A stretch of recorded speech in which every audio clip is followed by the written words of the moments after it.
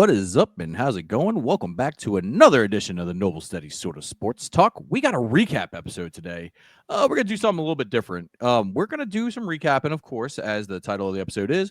We're also just going to shoot from the cuff. We're just going to have a very open discussion this time where we didn't have really anything planned for this week, this episode. So we're just going to let it go and see where it goes to. Like, I am your host, Tyler, here with Joey again. How you doing today, Joey?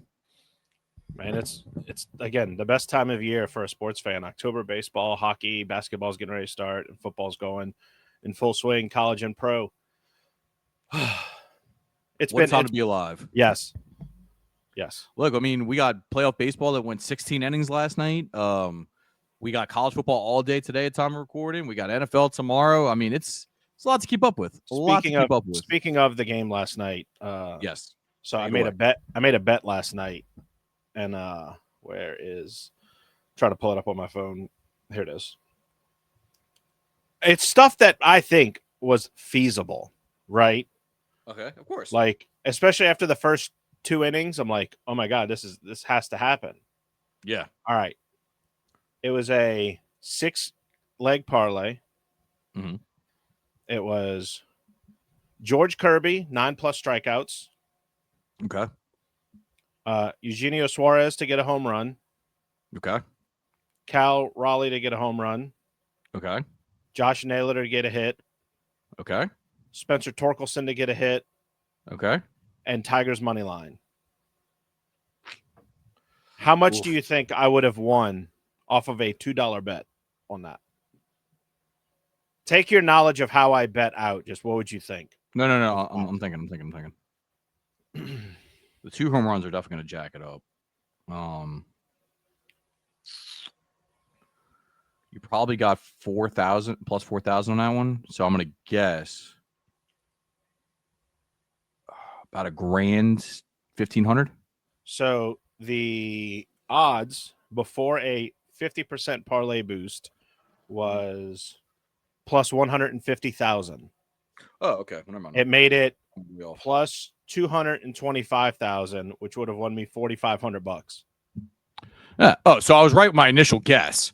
Yeah, you're right on your guess. The odds were like way off. Way off.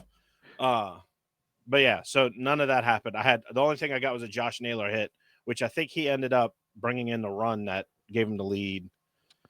It was Polanco that had the game-winning hit. Polanco. Yeah, no, that took the lead like early in the game. Like okay. The second inning, I think. I was about the walk-off. Sorry. Yeah, no, not the walk-off. Which I've seen the walk-off multiple times, and I'm just like, man, that sucks. It does suck. That sucks for Detroit fans. Speaking of walk-offs, though, and stuff that sucks, the name is escaping me right now, and so I'll look it up after I say it. That pitcher for the Phillies, though, my lord. Oh, man. Why don't you go to first? That's what everybody has said. That's what everybody has said. It's like, just go to first. Go to first. Orion Kirkering. It doesn't matter.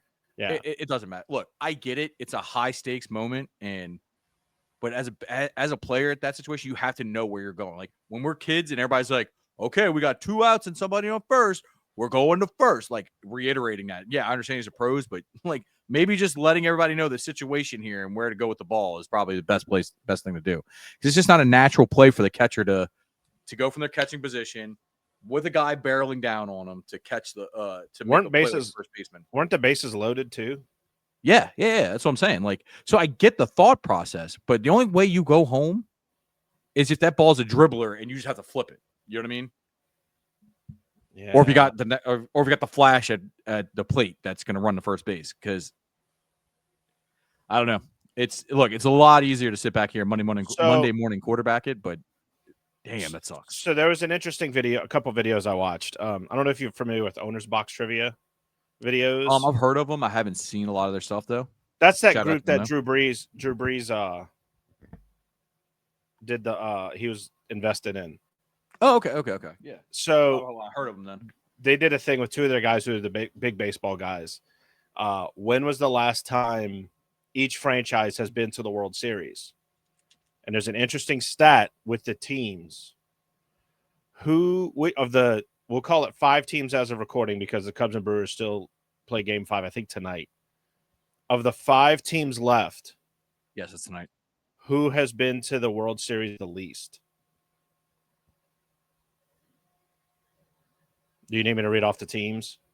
No, so got the Mariners. Mm-hmm. I want to say Mariners, but but I know that the Blue Jays had that run with Batista and the guys. I don't think they made a World Series. All right, I'm gonna go with the Mariners since they haven't been since 2001, but I may be wrong. So it is the Mariners. Okay. However, the Mariners have never been to the World Series. Oh, that's right. No, they got knocked out in ALCS. Yes. That's what it is. That's what it is. I'm gonna pull up the. God, what did they win like 120 games that year or something ridiculous like that? Yeah. In 2001. Oh, I got it. I'm on it right here. Okay. Record by franchise apps. Yeah, so you have the Mariners 116 and 46 that year. Yeah. So So you have the Mariners at 0 appearances. Then you have the Angels, the Nationals, the Brewers, and the Rockies at 1. yeah. The Blue Jays, the Marlins, the Diamondbacks, Padres, Rays at 2. 2. And then I'll go to 5. Rangers at 3, Royals at 4, and then White Sox, Mets, Astros at 5. Yeah, but we don't count one of those for the Astros because they like to bang on trash cans. And if you really want to know the most, it's the New York Yankees with 41 appearances, and then the Dodgers with 22. Yeah, I mean we can't say much about the Yankees though because I mean, Dave, it's been 16 years since the title. So Listen. I want to pose a question to you. I'm scared for Aaron Boone at this point. I'm not scared for Boone. I think he's going to keep the job. I do.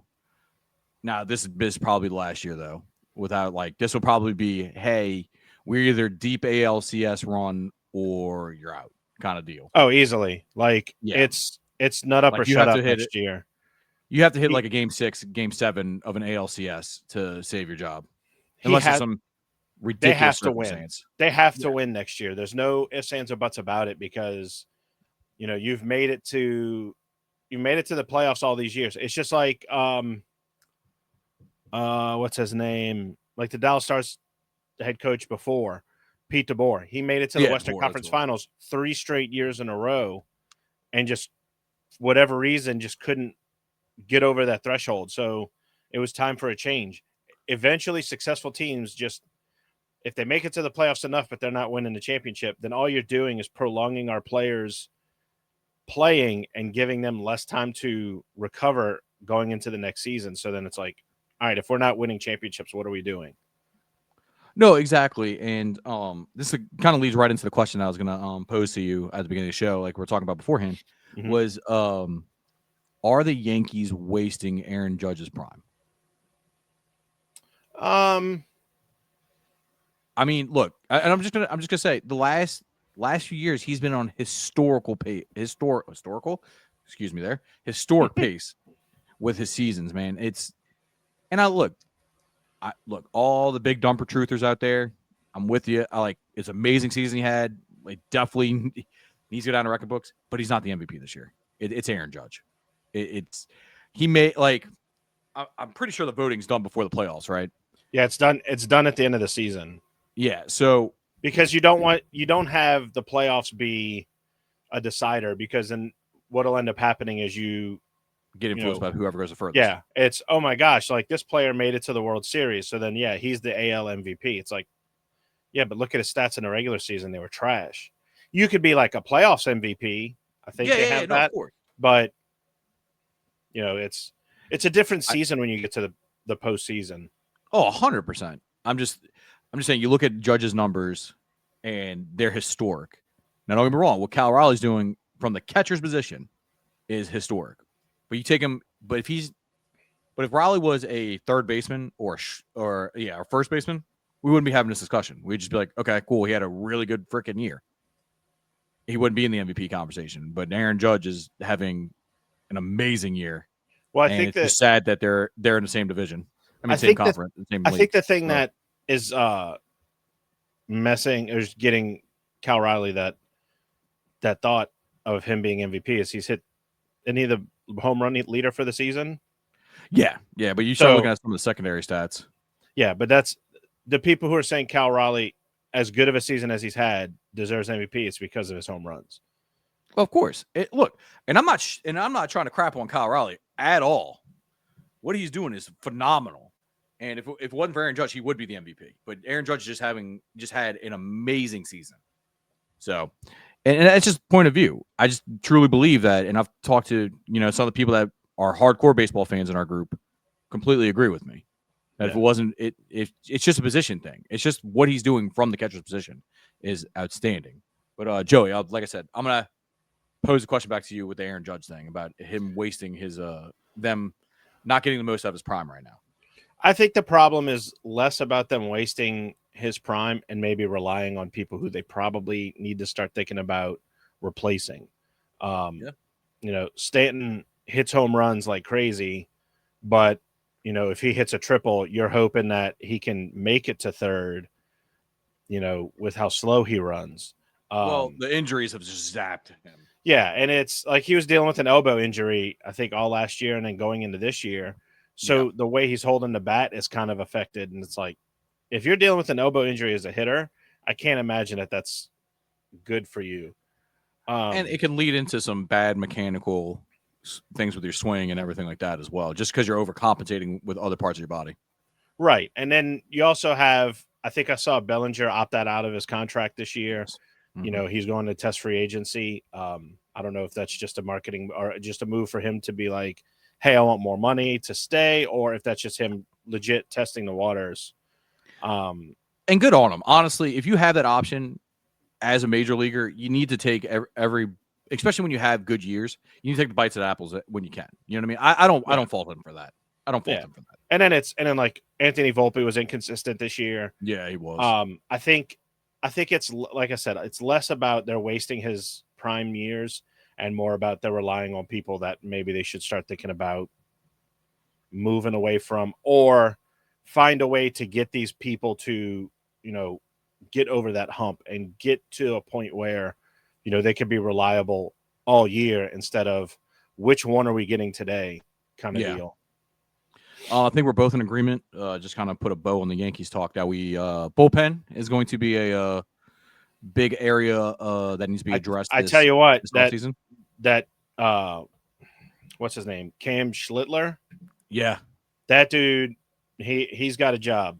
Like he will be a good when they get Garrett Cole back. That's going to be a good number 3, possibly even a number 2. Him, Fried, and Cole. Garrett Cole. That's going to be a good, I did appreciate though. Go. Yeah, no, it will carry. Go ahead, finish your thought. Yeah. It'll carry the Yankees next year, and maybe even to possibly have to utilize their bullpen a little less, which could help. Well, that might have been the problem, that they had people in that weren't necessarily starters that they probably should have just gone away from. Like, and I agree with you that kind of going back to what saying about not relying on people that, or maybe relying on people that we probably shouldn't, or they probably shouldn't. They got to find another bat. They got to find another consistent bat, because you mean that torpedo bat, which everyone hoed and hummed about at the beginning of the year, freaking out about, saying that it's illegal, that was the problem the whole time. Yeah, sorry, not another bat. I mean, another like hitter to go with Judge, because, dude, that Toronto series, like, yeah, you had the explosion in Game 3, but man, Judge was really felt like the only hitter consistently doing something. I like Rice. I want to see how he develops, but I would feel much better if we had another bat where we weren't like, okay, well, it's Judge and Stanton. We gotta rely on those. Yeah, we need more hitters, not so much new bats. Yeah. Sorry, that's what I meant by bats. I was like, new bats. I'm like, wasn't everybody homing and humming about it? That other people were using, by the way. Oh yeah, no, it's just because it was the Yankees. You notice that talk after. Well, it's because it's the Yankees, whose home field is a home run hitter's park. That sometimes there's home runs that are hit there that will only be home runs in that park. Oh, And it's 100%. like, oh, well, let's just add the advantage that they have of a torpedo bat where it distributes the weight and all that. Like, there's too much ridiculousness going on. Yeah, there's a lot of overreaction going over there, especially at the first series of the season. So, Yeah. but is there anything else you want to talk about baseball? Because I feel like we're gonna try to keep it moving sports wise here. I hope that the Dodgers don't make it to the World Series. And if they do, I hope either Seattle or I hope Seattle wins it. I was about to say Seattle. Yeah, I'm like, well, I was gonna say Blue Jays, but I don't want the Blue Jays to win. I like the fact that, it's no. Seattle. We're now to My Seattle. thing is, it's either got to be Seattle or Milwaukee. Those are my top two. I'm okay with the Cubs. If we could get that World Series, Seattle and Milwaukee, I will watch it because you'll have two teams that. Oh, Rob Manfred's going to hate it because it's not LA. But if it's like Milwaukee hasn't won a World Series, I think ever, and then Seattle's never been to the World Series, so it's like, oh, new markets, here we go. One thing I want to say, because we're talking about like anybody but the Dodgers, pretty much, except for the Blue Jays, they're on pace about to basically buy their 4th championship in 5 years. Mm-hmm. I really think we're going to be headed towards a lockout, like a hard lockout. Oh, they've said. I think I saw because it's honestly, looking like it's going to happen. It's because the owners are digging in with the salary cap, which I don't disagree with. But if you're going to put a salary cap in, you got to put a salary floor. You can't just have these be like, okay, well, we're going to cap it at $200 million per year annually, but we're not going to put a floor on it. So you'll have teams being like, oh, great, I'll only spend $1 million in salary. You know what I mean? I think like the A's did when they were in Oakland. It's like, oh, we'll only spend this much. I think what needs to happen is somebody. So I'm going on the internet just to make sure that I read right that a lockout is coming. And this comment or this thing on Reddit says, we are going to witness the longest lockout in the history of Major League Baseball once this CBA expires. So we better really enjoy 2025 and 2026. So the lockout's probably going to happen after next season. Well, that's when the CBA expires. Right. So because, and look, they created this beast with the system that they had, and that this should have been addressed a long time ago before the money started becoming dumb. Well, you know when the last CBA disagreement was, right? Well, I'm blanking. I'm only thinking my bachelor trip, March of 22. That's right. Because we were like, I was like, yeah, we're going to go catch some baseball games. And they're like, oh, there's a lockout. And then the day we left, it's, oh, the lockout's over. I was like, you sons of bitches. Yeah. Like I said, it's I don't know, man. It's going to do irreparable damage to baseball, though. Well, I think what's got to happen is, you have to get a handle on these deferred contracts that, some teams have kind of like said, oh, we'll do that. I think you only get a deferred contract if you have so many years on your deal. And, hey, I know I've got like 4 years left, but I need to retire. And then you defer it and just drag it out. Like that, I think that's the only way you can have it. You can't just go, hey, you're a 100% healthy player who should be making $600 million. We're going to pay you $10 million over the next 5 years. And then the rest of it's going to go in the 40s. Like that, that can't be allowed. Well, Joe, you can say it. The Dodgers have done this. Here's my issue with it. And they started using the Shohei unicorn contract as basically just their standard way of doing business with big time contracts. I don't hate it for the players. I don't fault the players. Okay, so you're telling me I'm not getting lumps up now, but I'll still be getting a check well after I'm done playing from you for doing nothing. Cool. Yeah, sign me up. Yeah. Because and one other thing I would love to know about these deferred contracts is like, so let's say when Shohei's ends in like 8 years or whatever like that, and he signs another deal, is that money still deferred coming to him later for the first deal, right? So he's just gonna sign another deal and get more? Oh, dude, it's Yeah, dumb in the fact. if he's at the point where he's still playing when his contract's up, because then in like 10 years or something like that. Okay, Shohei's what, 29, 35, something like that? Somewhere in that I range? don't know. I'm looking at it right now. Hold on. Shohei is not Shoeless Joe Jackson. Shohei is 31. You can't see him playing until his 40s? I could. Well, I mean, can definitely see him. if he becomes a designated hitter, I mean, he's already done it for an entire season. Let me pull up his so his contract is up in 2033. Okay. And then his deferred money starts in 2034 and goes to 2043. Jeez. So he'll be 38 when his contract's up. If he signs, I think another deal. I think what's going to end up happening is Major League Baseball, they're going to somehow approve a salary cap. And they're going to say that if you signed a deal where your money is deferred, if you sign another contract, you then void all that deferred money. And none of the players are going to go for it. And you're going to see some of these players who have these deferred deals retire early because they're going to be like, I'm taken care of for the rest of my life. I'll go play banana ball for all I care. Which are coming here, by the way. Anyway, they are. Here's another thing with that. So even not deferred contracts, look at the Bryce Harper contract, the 300 whatever. Or I'm sorry, let's look at one more recently, the Juan Soto contract. I'm just speaking hypothetical here. I'm pulling it up right now because I'm on. It's like the $700 million, whatever ridiculous 15-year contract. 15 years, $765 million. Yeah. But he has an opt out in 2030. No, but okay, that's great. But if the CBA comes into effect and they have a salary cap, what I'm basically saying is you're going to have to find ways and loopholes for teams to get right. Like you can't just be like, all right, and salary cap now. I think what's going to happen is it's going to be a starting, like they're going to say it's a soft cap. And then if you have, yeah, and then just kind of, all right, this is your cap, and it's like a big, ridiculous number. But you have to sign new contracts as if the number is this. So you have this ceiling where current contracts live, and then you have new contracts have to live under this. So let me ask you this. Maybe this would be a better kind of way instead of doing a hard cap, kind of like how the NFL does, right? Mm-hmm.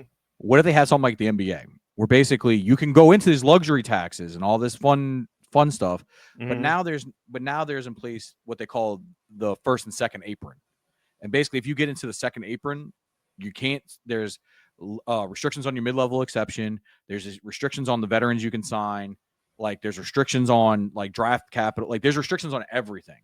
So they really work to make it more parity in the league. And I know people are going to point, well, NBA across the league is down viewership-wise, even with the parity, blah, blah. That's because of other circumstances and other things that have transpired with the NBA that we're not talking about here. But I think it's better for leagues to have more parity. Like, for instance, I'm a Pelicans fan. Chances are we're not competing for a championship, so I'm not really looking forward to watching the Pelicans this year. Right? Like, but last year, Indiana was like, oh, well, we may be competitive, and they make a run all the way to the finals. You see what I'm saying? Like, you want to have that hope in your fan bases, at least to start the season. Yeah, you can't, like another perfect example. I'm a Stars fan. We've gone to the Western Conference Finals the last 3 years.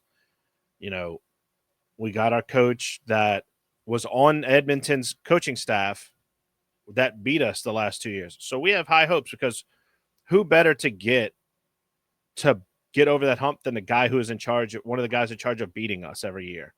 So I think that if, that alone is like, I want to watch more games. Like, I think they played tonight, so I'm going to try to watch it. I'll have that game on and I have the LSU game on. But it's like you said, you can't just go into a season and go, oh, blind luck. Hopefully we get it. And it doesn't happen for you. Like, you have to give the fans something to be excited about. And if you're just, hey, the game, football gets away with that because there's only 17 regular season weeks and then 4 weeks for playoffs and Super Bowl. you look about 5 weeks total. We count like the Pro Bowl week and all that shit in. But I mean, but yes, I'm not counting it's that. honest. It's But honestly, you have go ahead. you have 82, 83 games to be excited for with, the NBA and the NHL. So at the end of the day, you're sitting there excited for something that you could get more of. It's like, oh, if my team loses this week, it's whatever. Like, I'll live. But if in football, if your team loses, it's like, man, that sucks. Now we got to go into, hopefully that doesn't screw up our entire season. Whereas One with loss, yeah. one loss with that could screw your season. Whereas one loss with hockey and basketball, yes, that could ruin your season. But still, you have 80 some other games that you could go off of. You got ample opportunities. Yeah. But so I think we've reached a good transition because you brought up LSU football, and I'm gonna talk about a certain player that we're playing against tonight that may be an option for the Saints 2 years down the road if he doesn't come out this year. Does that sound good to you, or is there anything else you want to touch on real quick? No, I'm good. All right, we're just riding the wave. Yeah, okay. Well, look. So speaking of LSU, they're playing South Carolina, right? And the first thing I want to see at LSU this week is, does the offense look functional? And does Garrett Nussmeier look less hurt?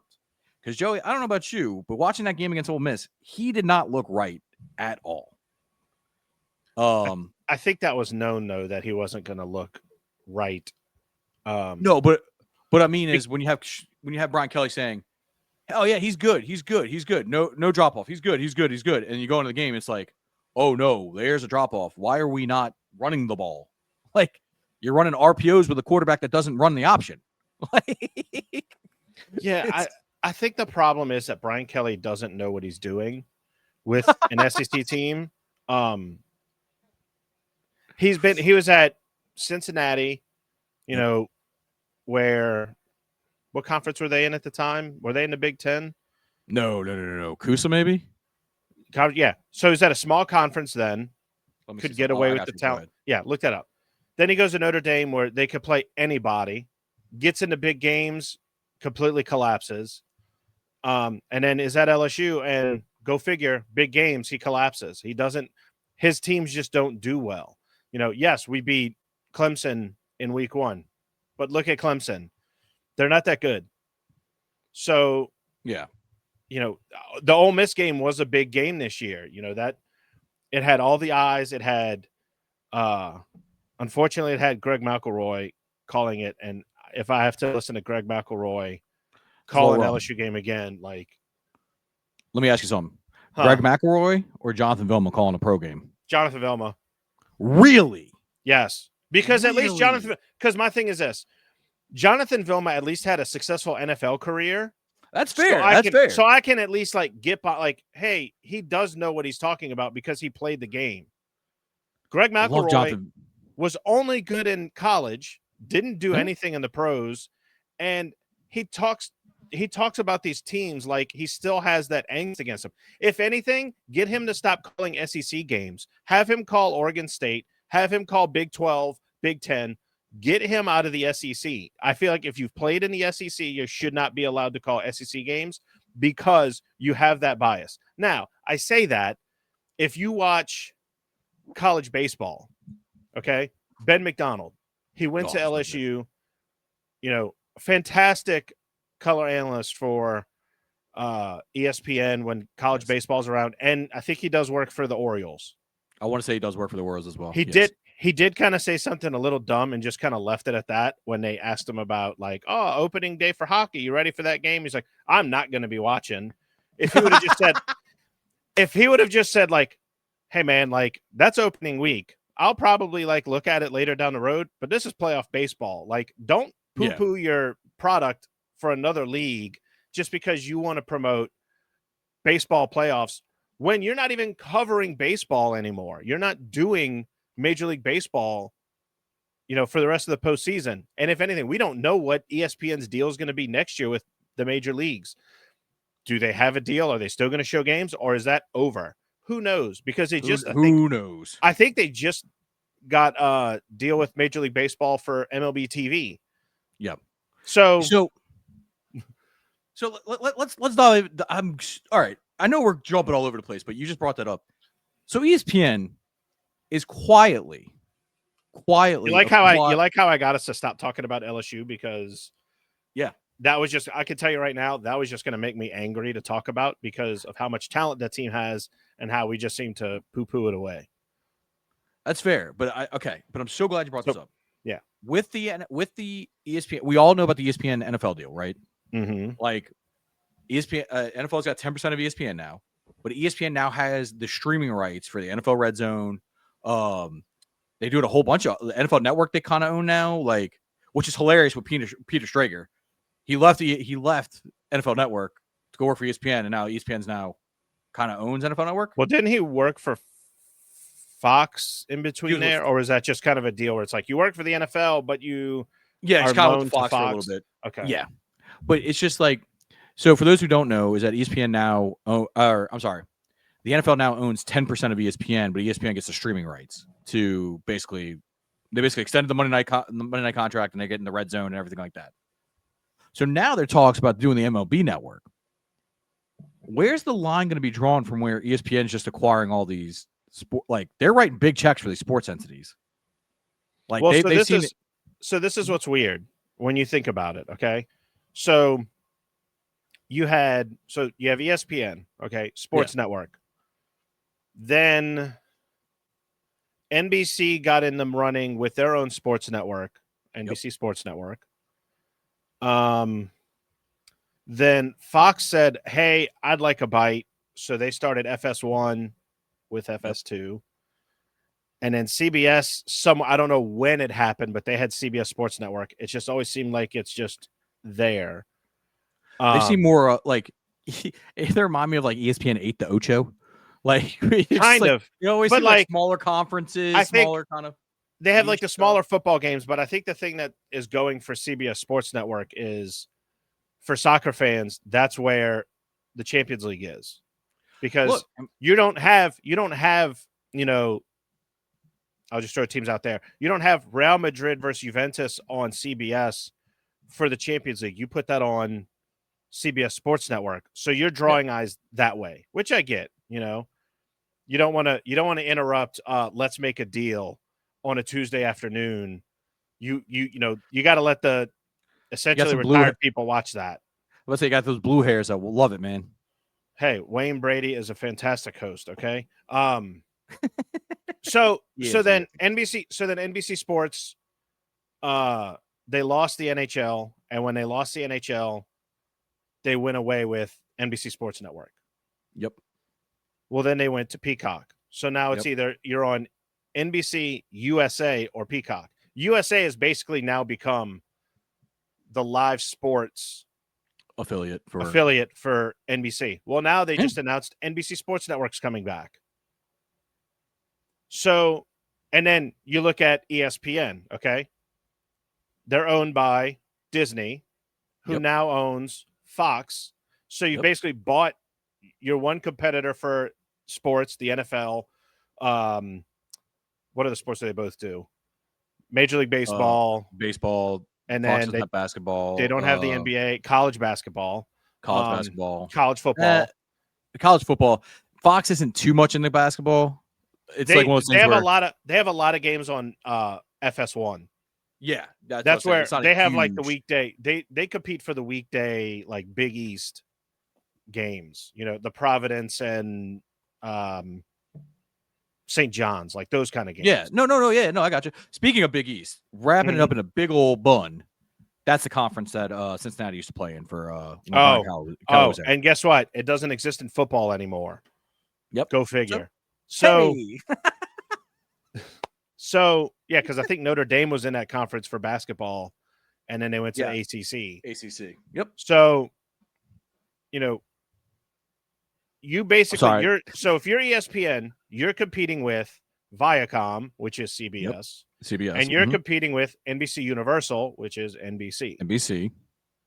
That's it. You don't have any other competitors. You have bought Fox. Yep. So if you're a league like, let's say MLS, right? If they wanted to get in on, oh hey, we want to be in on a media rights deal, Yeah, if ESPN comes knocking, yeah, I'm going to take that deal.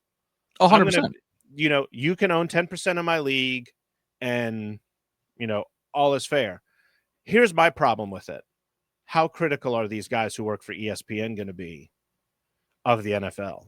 How critical are these guys who work for ESPN going to be of Major League Baseball? So I just want to correct one thing real quick. You said 10% of the leagues going to them. ESPN is selling off 10% of their company. So ESPN gave 10%. So the NFL owns 10% of ESPN. I said that backwards. Yes. My bad. Yes. No, I'm just clarifying. Yeah. But my question still stands. How critical can I be if I work for ESPN of the NFL, considering 10% of my company that I work for is owned by the league? May I jump in real quick? Yeah, go for it. With that being said, I think it's a great point you're making. For the live, how to put this, the sports themselves, you don't have to worry whatsoever, because you really can't do a human element on that unless you're just fixing games, right? Mm-hmm. Now, the way that we are fed information, like let's say we've both noticed a shift in our lifetime of the way sports media is handled. Now there's more debate talks. There's more segments on let's have an argument about who's better, who's worse, these extremisms. Yeah. I think that in that aspect, you'll see ESPN have more control over the creative, if for a better term, creative, more creative. Way. Yeah. No, I'm sorry. ESPN will have more creative on how it's presented to everybody. Okay. But for the sports themselves, I don't think it changes it. If that makes sense, I'm trying to choose my words very carefully. Because my thing is like, not to bring up old shit, the Nola no call is ESPN going to be allowed to be critical of that, or is the NFL going to say, "Hey, don't bring that up"? And that's a very fair point. I would hope that the thought process would be, hey, it's more eyeballs on us regardless, because you can't with the internet, YouTube, and everybody like us having an opinion and be able to disperse that opinion. You can't just sweep stuff under the rug anymore, right? Like somebody's going to clip it, somebody's going to have some kind of video of it and be able to post it on X, and it's out there and it's done. Like it has already been shared 14 million times. Like, so I feel like you just have to address everything honestly, or at least address it and then try to spin it, if that makes sense. Yeah. And then I guess the other thing is it's like, they're only probably going to do this with the big three or three of the big four, I should say, because hockey's getting there. Hockey's getting there because it's back on ESPN. It's on TNT. Dude, I'll be out. I will throw this out there. And for context, I played baseball for 16 years of my life. It has destroyed my shoulder and many other joints in my body. I'm going to say hockey's probably up there with baseball now, if not above it. Just in people I've talked to and popularity and the way it's covered nowadays, it wouldn't shock me. So, you ready for my hot take? Mm-hmm.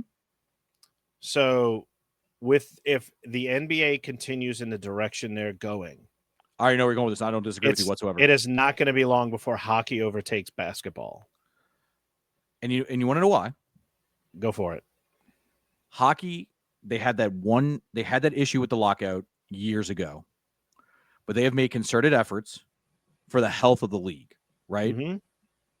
And I think you can agree with me. There's been a mentality shift from, hey, how can we benefit the individual to let's benefit the league more and more and more.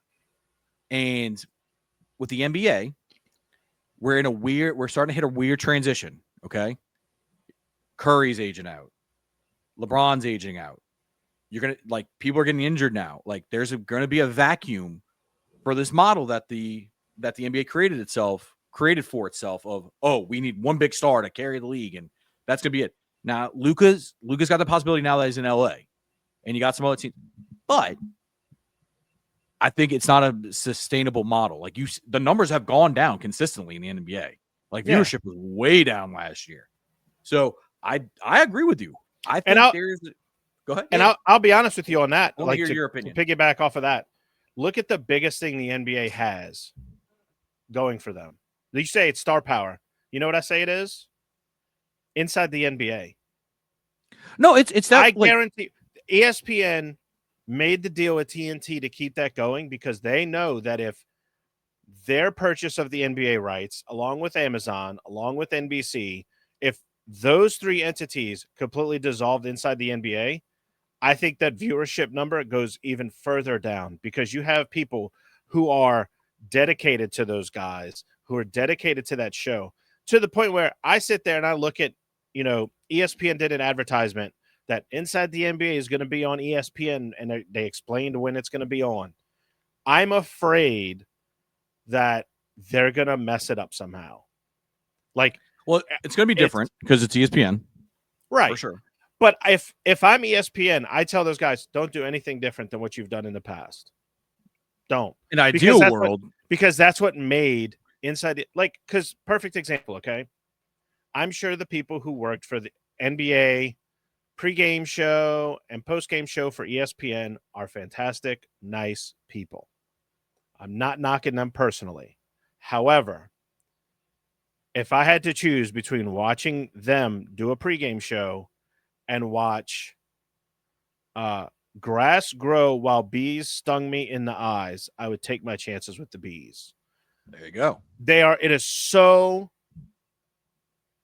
it just feels fake when you watch ESPN. Very robotic, they're robotic. Scripted. They're very, You have, the Inside the NBA guys, and they're sitting there, they're having a conversation while teaching you something about a certain player, a certain scheme in basketball, an idea, telling a story from the past, and then they make fun of each other.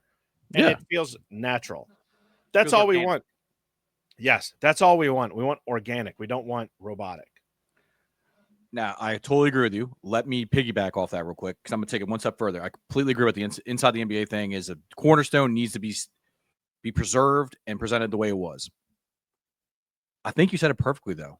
With the NBA, now they're not going to give a shit, excuse the language, because they're raking in the money.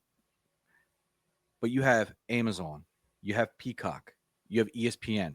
That's three separate entities now that you now have to, for me, the average person, okay, if I was a absolute fanatic for basketball, I would have to pay $10 for Amazon Prime to get the video. I had to pay, I think the entry fee for Peacock's what, $5 with something commercials. Like so $5, it's $15 right there. And then ESPN, I'm assuming some of the games are going to be in the direct to consumer thing, not the regular ESPN, right? So if I want to watch that, let's just say it's on direct consumer, that's $40 right there. You're telling me I'm $55 in. And that's if you don't have cable. And that's if I don't have cable. Because I think the thing that they're going to try to do, I know ESPN's going to do it eventually, is if you have YouTube TV right now, you don't have access to that direct to consumer. But I think when their contract is up in, I think I read November. Yeah. They've already got the framework lined up. It's just that it's a detail here, a detail there is left in that deal. But like you said, not only you have that, right? But you also have, okay, we have to assume that, the people who are watching these games know where to find these games. Yeah. You knew that if it was Thursday night, the NBA was on TNT. You knew that if it was a Saturday afternoon in January or a Sunday afternoon in January, you were catching it on ABC. Yep. We don't know what it is now because NBC wants Sunday night, but then they want Monday night too, and then they want Peacock to have Tuesday night, and then who knows when Prime's games are? Are they every night? Exactly. No, it's a great point. It's too many things that could happen that could go wrong. Well, it's just not getting the information out of what it's actually going to look like, and we're stuck here guessing. And I do want to preface this by saying we like the NBA. We love the NBA. We want the NBA to succeed. I think we're just pointing out patterns. The only way the NBA does well is if it's, hey, this is what you need. And then here's the other problem, right? And I get it. It's based off of how successful your team was the year before. Mm-hmm. I think the Pelicans only have two nationally televised games, and they're both on Peacock. I mean, we think last year. I mean, we did, but so I'm pulling up the schedule now. We have Go Ozempic for it. Zion now. We're good. That's true, and he apparently looks really good. So I'm good with that. So I'm looking at the schedule of the national TV games, right? So right now, my idea of we don't know what day's what. Yeah. As of right now, what I'm looking at, I'm going to go to the regular season. Starts Tuesday, October 21st. You have Tuesday night is NBC and Peacock. Okay. Wednesday and Thursday are going to be ESPN. Friday is going to be Prime. And then going to the next week, it's Monday, Tuesday. Monday's Peacock. Tuesday's NBC for the early game. The late game is on Peacock. Wednesday's ESPN. And then Friday is Prime. And then Saturday is Peacock. So I guess it just depends on what's going on, because I thought that they don't have a Thursday for like the next 2 weeks. Yeah, I mean, it's going to be one of those things where people would definitely have to get used to it for sure. I guess when college football winds down, it's going to be more regular, because I'm sure there's like a MAC game that ESPN has that they can't good old preempt. matching. Yeah, they can't preempt the NBA, which I get. Like, yeah, football is where money's going to be made. Oh, 100%. Look, we can spend a whole another 3 hours discussing the financials for football and everything. But speaking of football, if we're done talking about the NBA here, I feel like we've kind of buried the lead here. Joe, the Saints won. Oh my God. The Saints actually won.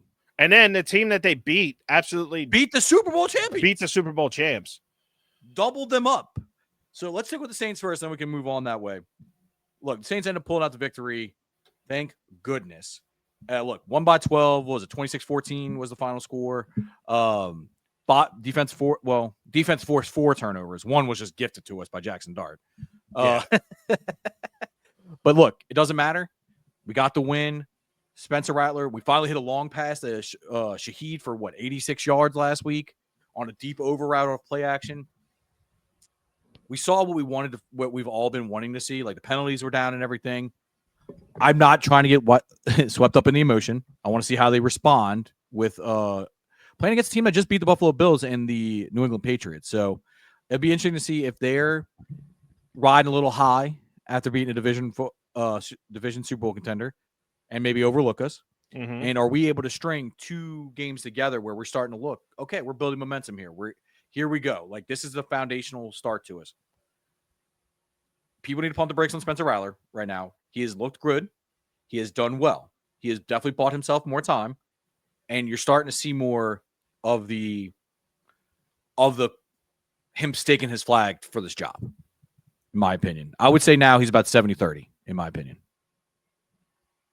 to keep it full term. I can see that. I think we need to see more performances like that, though, out of him. And I mean, let's be realistic. And especially, like, take with it what you will. Rookie quarterback coming in, probably just trying to get through the motions of, hey, this is what an NFL game is like from start to finish. Because I want to say when he played 2 weeks ago, he was put in the middle of the game. No. He started that first week. Okay, yeah, so then again, correct. That's what I would say. Correct me if I'm wrong on that. You're good. But we're playing New England, who is a winning team. How are you going to do against them? Yeah, Drake May looks really good. How are you going to do against that? Because Drake May is going to be playing. If he's ahead, how are you going to do playing behind? Or if, let's say, you get ahead, how are you going to do playing ahead? That's the biggest thing. We haven't seen the team led for the first time all season on Sunday. I want to see that lead continue and see how we do. Because right now, we are 3 games behind Tampa in the South. I doubt we'll catch them. We'll catch them, but we're 1 game behind Atlanta in second. You just want to start stacking wins. You want to start building that momentum. That's the main thing. Look, look. I think me and Joey both agree. We're not a playoff team. We're not even fooling ourselves to say that we are. What we're trying to see from this season is guys like Jonas Sanker, who have really just flashed this entire time. Like, I want to see the development of plays like the flea flicker that the Giants try to run on us, because we were still down at that point. They hit that, Joey. It's a completely different ball game. but the defensive back did the right thing. Instead of colliding with the guy, he found the ball, knocked it away. It's stuff like that. You're like, okay, cool. We have some coaches here. We just need the players. And things are building and growing. Look, hell, Kool-Aid McKinstry had 2 picks last game. He was the NFC Defensive Player of the Week. Exactly. And last week he was in the doghouse. Yeah. So it just proves to show you that it's a week-to-week thing, but I'm just hoping that this is the catalyst they need to go forward. But in better news, I don't know if he's playing. Let me check this real quick before I make this statement, but that he is going to play. But Chase Young actually returned to practice this week. I don't know if you saw that. Did he really? Yeah. Is he playing? Wow. The first thing he comes up if you type in is a bust on Google. Is he a bust? This week. All right, let's see. Google. Is he playing this week? Yeah, he's expected to play this week. So we'll see. That's been one of the biggest weak spots on the defensive line has been the consistent pressure. Now, I don't want to take that away from Carl Granderson, who has been on a tear this week. Speaking of Carl Granderson, here's my soapbox. How the hell do you call that thing roughing a passer? Yeah, I saw Cam Jordan say that. He's like, everything he did was right. He didn't land on him. He didn't drive through him. He just basically ran into him and got out of the way. So if that's the perfect sack, but it's a penalty, what am I supposed to do? I think the only thing. If you say helmet to helmet, I'm gonna lose my shit. Okay, well, be prepared to lose your shit. God damn the only thing that I could look at and say maybe that's why they called it in the moment and stuck with it is because when he made contact with him, which it's kind of hard for Carl Granderson to kind of get down and not drive into him the way Cam Jordan was describing, is that way. And he just happened to hit him face mask to helmet. Now, the difference is he didn't lead with his head. Exactly. It was like he stood straight up and just ran into him. It was almost like those things where when he hit him, his head went back and his head was forward and going into him. It's like, okay, I don't know what you want him to do at this point. Right. But it's like you said, you can only do so much with what you got. And it's like, at a certain point, if I'm a defensive end, I'm literally, or a pass rusher, I'm going to the quarterback, just wrapping my arms around him and just hugging him there until they call the play dead. Yeah. Maybe I'll pick him up so his legs aren't moving. All you do is pick him up and hold him and just be like, okay, let me know when I can let go. And then forward progress stopped. Yeah. Like, honestly, but I mean, the good thing is about that play, I think the game was already like in hand. It was, but it's still just one of those things where it's like a big bugaboo. You know, it's like, come on, dude. Like, what are we doing here? Yeah, it's like make a better call than that, ref. Like, think about it. So not to go negative, but can't be all positive about this game. Mm-hmm. I like what I see from Simpkins in the run game. He needs a lot of work pass blocking wise. There was a lot of pressure, and hats off to Spencer Rattler. He has been playing with this pressure all year and has not looked terrible. He has been playing with that pressure his entire NFL career. Well, this year was way better than last year. Last year was because this year he has a somewhat healthy offensive line, and he has a rookie that looks good. Yeah. I saw sub where people were like it was a block, I think, on Brian Burns last week, and they're like, oh, it's holding on Calvin Banks. I'm like, no, he used his natural motion with the rip move and just pushed him out of the way. It's not a hold if the defender has his arm locked on you like this. So, but I like what I see from Banks so far. I like in general, I like the direction the team's heading in. I feel like, honestly, you take that Seattle game out of it, we haven't looked bad, horrendous all year. Yeah, I mean, the Seattle game just got away from us. Yeah, the first week it was, hey, at least we were there. The next week, a team we're there. Seattle, whatever. The Bills, it's the Bills. Like they're a Super Bowl favorite every year for the last 4 years. I mean, hell, if Spencer Rattler hits that fucking post route to Brandon Cooks, we're winning that game with 9 minutes left. Yeah, if that's the thing. At one point, I tell people this all the time. It's like, even though it didn't show in game time that was a lead, at one point, the CBS score bug had us in the lead in that game. And then it just seemed from that point on, we just couldn't do anything. My biggest issue that I have, and I'll probably get what does it even matter? I think we need to move on from Blake Grupe. I don't think you're wrong in that aspect at all. I feel like every week he's missing a kick, and it's like, Joey, he missed bruh, 5 kicks all of last year, or like and 4 kicks all of last year. he's already missed missed that 5. same amount in the first 5 weeks. Yeah, Exactly. it's time to move on from him. Get somebody else. Somebody made a joke that John Carney? no, Justin Tucker's available, and I'm like, no, I'd rather not. Yeah, we don't need to get in that He's situation. yeah, right. But he also has been missing kicks. So it's like, can't trust him. Well, I think they need to just have, hey, come try out, call a couple people, there's try them out. kickers everywhere. Yeah. Like, but I don't mean to ruin the Justin Tucker hype train here though, but he does have a 10-game suspension whenever he does sign with a team. That's true. So that's why I'm like, that's why I even said, I'm like, I'm pretty sure he's suspended for at least a year by the time he comes out. But no, like it's he kind of rubs people the wrong way anyway. No, it's supposed to go the other way around. I know, Joey, it was a joke. That's why he's in trouble. They rubbed him. But no, like I think, hey, thanks for your service. Put Charlie Smith. Don't we still have Charlie Smith on the practice squad? I have to go check that. If so, give him a shot.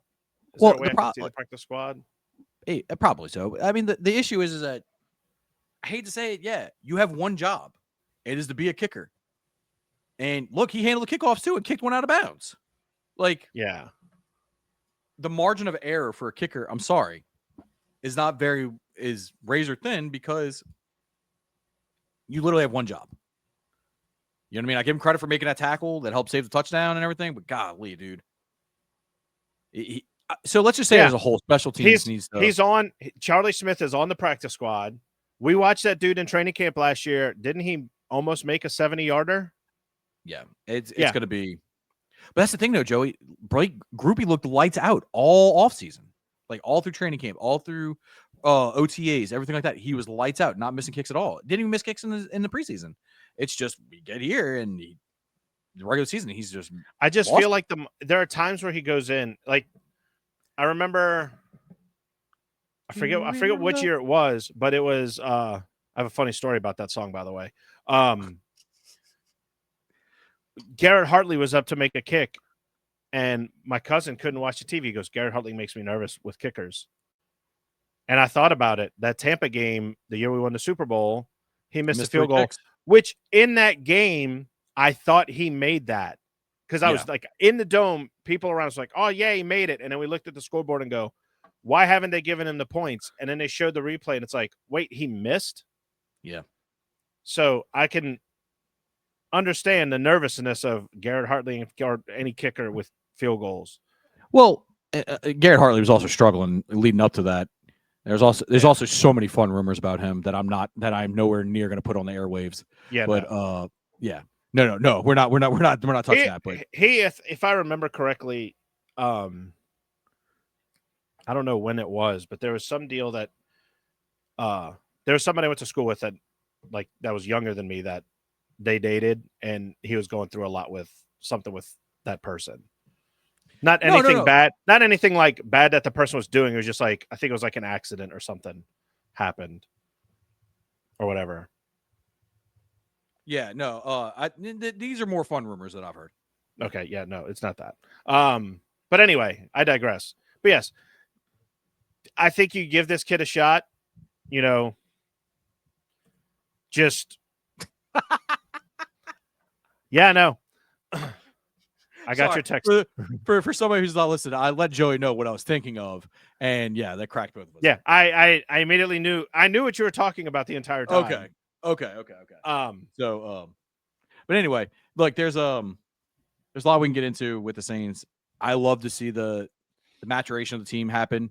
Spencer Rattler's starting to take more steps, and hopefully, just getting that burden off, that like boulder off your back of not having a win, can lead to him playing a little more free, because that's been one thing you kind of notice. He's not as aggressive, and it feels weird. You're like, yeah, I want you to be more aggressive, take more risks, but also don't want you to turn the ball, that kind of thing. So I think the next step is being able to take those calculated risks without putting the ball in harm's way, Yeah. I do have one more. Yeah, go ahead, dude. Getting off of football, because I feel like we're about to wrap up soon. So I went to an event Thursday night. Okay. I think it was No, Wednesday night, and Wednesday. it was they were trying to promote the Monroe Moccasins, which is the Federal Prospects Hockey League team that's in Monroe, and they advertised that Jeremy Roenick, Hockey Hall of Famer, which got his autograph right there. Little humble brag there for those who are Yeah, met a listening on Hockey Hall of Spotify. Famer. I have a picture with him and all, so I thought that was pretty cool. I wore a Stars jersey. He brought up the fact that team is the team that broke his jaw. And I said, well, look, I didn't want them to do that to you. I felt like what you were doing was okay, even though you went at Mike Modano's knees. But I digress. So part of the group that was there, which is the guy that owns the Monroe Moccasins, is trying to get an NHL franchise in New Orleans. Okay. And so I was able to talk to him at this event, not knowing that he was mic'd up for a show that they're recording for Hulu.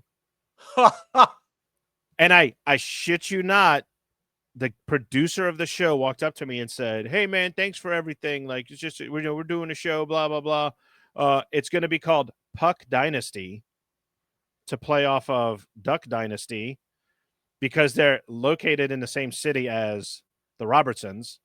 I think that's the work. I'm hoping that's just the working title and not the actual title. Puck that, dude. But from what I have heard from the owner, because I asked him, I'm like, so what has the NHL told you about? Because they've talked about, like, Kevin Weeks has put out that there's been meetings with NHL brass there's been about all having kind of a franchise here.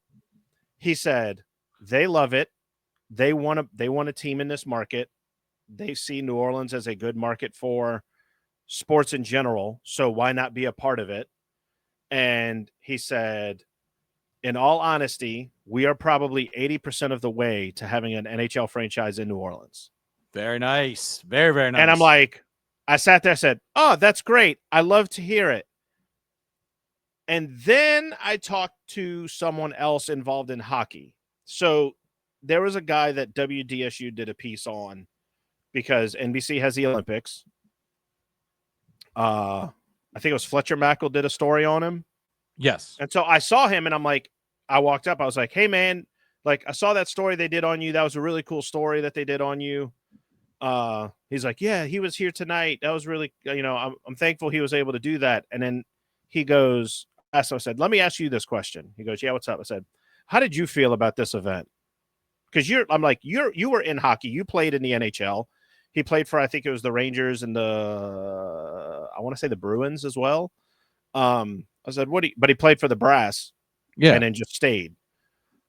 I was like, so how did you feel about it? He goes, I'll be honest, I thought they would talk more about the NHL deal than what they did. And to be honest, I don't know that I buy that it's as far along as they say, because Did we talk about it more? He said the biggest problem I have with it is, look at football down here. There's a football field everywhere.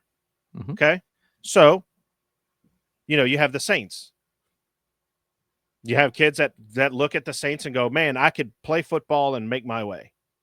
Yeah. Then you look at basketball. There's basketball courts everywhere. Mm-hmm. We have the Pelicans. Hey, I have this thing. I could play for my hometown team. Where do you know in New Orleans it has a skating rink?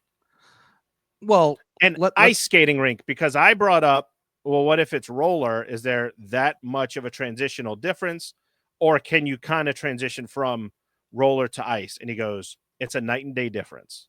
I would believe that. I said, I'm asking this question, and I know it's probably a stupid question, but I have to hear it from someone who has done it. And he goes, no, I understand. I said, how much of a difference is it? He goes, ice is faster. Yeah, 100%. Concrete is slower. You slide side to side at times on ice. So he said the biggest problem is we don't have, it's like $2 million to build a rink. Yep. We don't have any. So you don't have the youth programs. If you don't have the youth programs and you don't have the groundswell of kids wanting to be involved, if you don't have the groundswell of kids that want to be involved, then the adults who are parents to these kids don't want to sit there and see their kid go further. If you don't have that, then what's the point of having a team in the city? And then I asked him, I'm like, well, does that come with you being there? Like, does that have to be there first and then the team show up, or could it swap? And he said, I mean, you could probably go that route, but you're starting behind right out the gate. And I'm like, I get that, Yeah. Because whoever comes here, they're going to play in the arena. Mm-hmm. Then when, they need a training facility. You don't have a they rink. can't practice at the arena. You don't have a rink that you can start at. So, Oh, there's definitely a big financial investment that's going to have to go in right off the jump. I kind of agree with you. It's an interesting kind of thought process, right? It's like, well, if you bring the team here first, does that increase popularity, or do you need to increase the groundswell organically? Yeah, does it have to be there first, and then? Which, I mean, I'll be honest, there was a lot more people at that event than I thought there was going to be. Well, that's what I'm saying. I know people like, look, I'm a hockey fan. I'm not a hardcore hockey fan like you are, right? You're learning. But I'm learning. But I would enjoy going to a game. Yeah. Right? You don't need hardcore fans. What you need is people with enough interest to go to the game, and you put out a product that brings them back. Yes. That's the whole key to it. So that's where I'm excited. I want the team to come here, but I can see both sides of it. You know what I mean? Because you don't want to have a. The other problem is that there are cities out there that probably deserve a franchise before we do. Like, we're selfish and we want one first. I think Quebec City should get another shot. If Atlanta can have 3 attempts, they should at least have a second. Then you have, Arizona did pretty well with their franchise. Just their owner was inept. So I don't know that franchise will ever come back. I think I saw that the owner has. Doesn't he still retain the rights though? He does, but but that is if he at least has he had the rights to. If he started another franchise, he already owns the IP. He already owns all that stuff, and it would just be a new team. Gotcha. But it was contingent on some things. Contingent on him getting land to build an arena. Which, gotcha. Okay. When they had the land auction, he didn't win it, so therefore he just gave up. Plus, I think it would take a new arena because, look at. I don't know if you've seen pictures of where the Jazz play. In the Jazz, at the back, the Utah Jazz. Gotcha. Yeah. So that owner now owns the Utah Mammoth. Yep. Which plays in the same building. They had to gut the bottom level to make it to where the seats can accommodate NBA and NHL. So what they did was your angle of approach was this originally for the NBA. Mm-hmm. They made it like this now, basically. You sit the top of the Superdome. Mm-hmm. That's the ends of the bottom. Yeah, I know exactly what you're talking about. Yeah. If you fall down those steps, you're standing right next to the first line of defense for the Mammoth, or you're on the court. So I'm hoping that we can get this team. I'm skeptical about it, having met the guy and talked to him, and I've heard things about him. And then the way we're still years away, though. Oh, absolutely. It would be at least 2030 before they even 100%. have it. But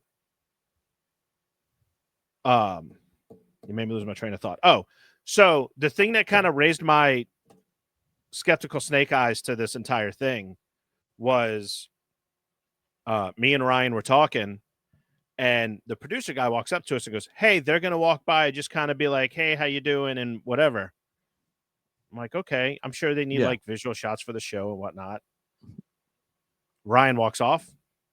A guy that Rob played at LSU, played lacrosse with at LSU was there. Very nice. Fellow Stars fan.